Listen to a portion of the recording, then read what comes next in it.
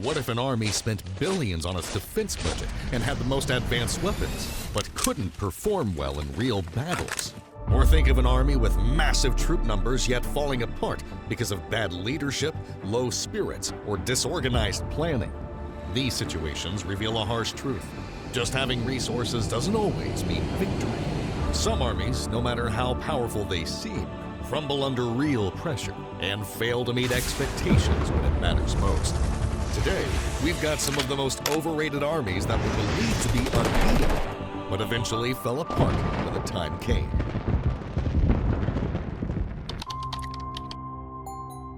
In the late 1980s, Iraq's army was known as a giant in the Middle East. After the brutal Iran-Iraq War, they had built a military so huge that it was called the fourth largest in the world. Thousands of tanks, artillery units, and fighter jets painted the picture of a force that could dominate the region. Saddam Hussein, through bold propaganda and Cold War politics, made the world believe his army was unbeatable. But this mighty image came crashing down during the 1991 Gulf War. So, how did the world know that this army was overrated? I mean, being the fourth largest in the world isn't a piece of cake, right? The thing is, despite its size, Iraq's army faced serious problems. Soldiers were tired from years of conflict, and most equipment was old Soviet technology that couldn't compete with the coalition's modern weapons. The coalition's air power ruled the skies, turning Iraq's massive ground force into scattered and vulnerable targets. Even Saddam's most feared units, like the Republican Guard, quickly fell apart under the weight of well-planned attacks and airstrikes. Saddam's own overconfidence and refusal to adapt led his army straight into disaster.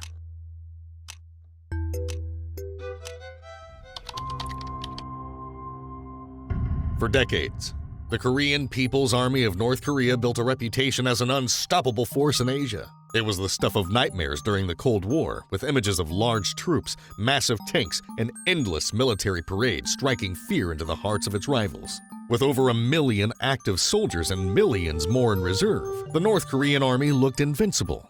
Propaganda only added to the suspense, painting the KPA as an iron fist ready to crush South Korea in just a single invasion. But beneath the surface, cracks have long been spreading through this facade of dominance. The collapse of the Soviet Union in the 1990s took away vital economic and military support, like the rust creeping along the edges of its Cold War-era tanks and jets. The image of North Korea's deadly army began to crumble. Fuel shortages left soldiers drilling with far less than the practice needed to stay sharp. Instead of honing advanced tactics, many troops were stuck with shovels and construction tools rather than rifles. Malnutrition swept through its ranks, weakening the foundation of its fearsome reputation.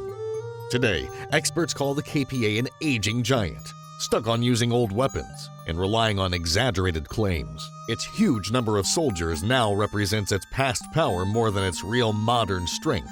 North Korea still gets noticed for its missile launches and nuclear warnings, but many believe its regular army is more talk than action. France came out of World War I as a hero with one of the strongest armies in the world. They had advanced tanks, powerful weapons, and factories working non-stop. They even built the mighty Maginot Line, a huge wall of defenses that they thought no enemy could get through. Combine all this, and you've got to list such an army among the strongest in the world. But in 1940, everything changed. Germany attacked with lightning-fast war tactics. The French army had as many soldiers and tanks as Germany, but they couldn't handle the speed and power of the attack. The Germans were so clever that they went around the Maginot Line, making it useless. On the other hand, the French leaders were stuck using slow, old-fashioned strategies, and communication among their troops broke down. Decisions came too late, and the army's confidence fell apart. It wasn't because they didn't have brave soldiers or good equipment. It was because they couldn't keep up with the new, faster way of war. In just 6 weeks, France's once mighty army was completely defeated, showing that it was just overrated. For years, the Saudi Arabian armed forces were seen as one of the strongest militaries in the Middle East, backed by a massive defense budget and some of the most advanced weaponry money could buy. From the latest fighter jets to modern tanks and precision munitions, the Saudi military seemed unbeatable on paper. But all that glitter wasn't gold. The illusion of invincibility began to crumble during the Yemen conflict, which started in 2015. Despite having cutting-edge missiles and dominating the skies with superior air power, Saudi forces found themselves outmaneuvered by the smaller and less equipped Houthi rebels. Unlike the traditional battles the Saudis had prepared for, the war in Yemen turned into an unconventional fight. The Houthis played smart using guerrilla tactics, local terrain, and a network of fighters to frustrate Saudi objectives at every turn. Mountains and cities became traps, nullifying Saudi tanks and warplanes, as the rebels hit back with homemade drones, ambushes, and massive raids. The struggles revealed cracks in the Saudi military's army. Years of relying on foreign contractors and technology couldn't make up for poor coordination, lack of real combat experience, and leadership that seemed more political than strategic. The Yemen war became an embarrassing reminder that flashy equipment and big spending can't always guarantee victory on an uneven battlefield. During the 1950s and 1960s, the Egyptian army was seen as a symbol of strength and pride in the Arab world. Under the leadership of Gamal Abdel Nasser, its reputation grew, and many people viewed it as a powerful force. The army had a large number of soldiers and modern Soviet weapons, making it seem unbeatable. It was also a symbol of Arab nationalism, and many Arab countries hoped it would challenge Israel and lead the region. On paper, it looked like Egypt had strong air power, advanced tanks, and great leadership.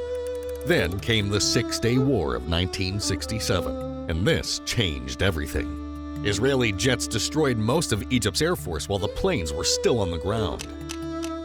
This was the start of a quick and devastating defeat. Egypt's army struggled because of poor planning, weak leadership, and a lack of coordination between its air force and ground troops.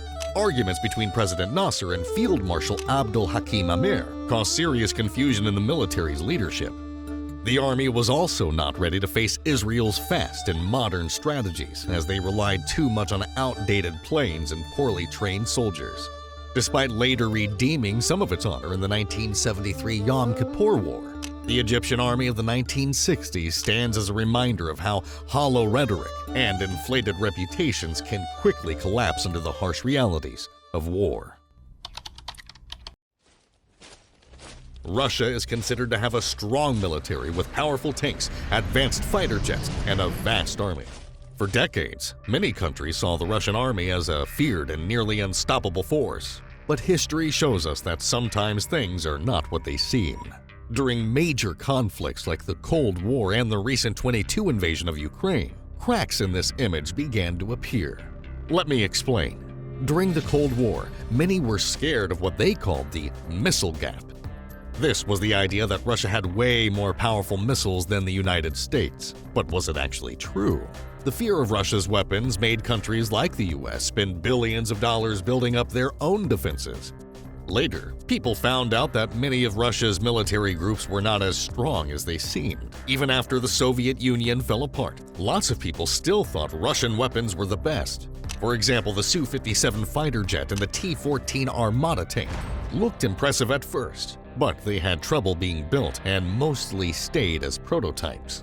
The same happened recently when Russia started invading Ukraine in 2022. Before the invasion, many people thought Russia's military was very strong. Experts said they would quickly defeat Ukraine in just a few days. But when the war began, things went very differently. Russia's army had big problems. Their tanks ran out of fuel and got stuck.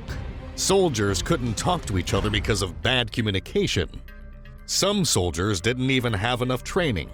Their leaders used old ways of making decisions, which didn't work well during the battles. Even though Russia had advanced weapons, they couldn't take control of Ukraine's smaller air force. All this means one thing: the Russian army is just overrated.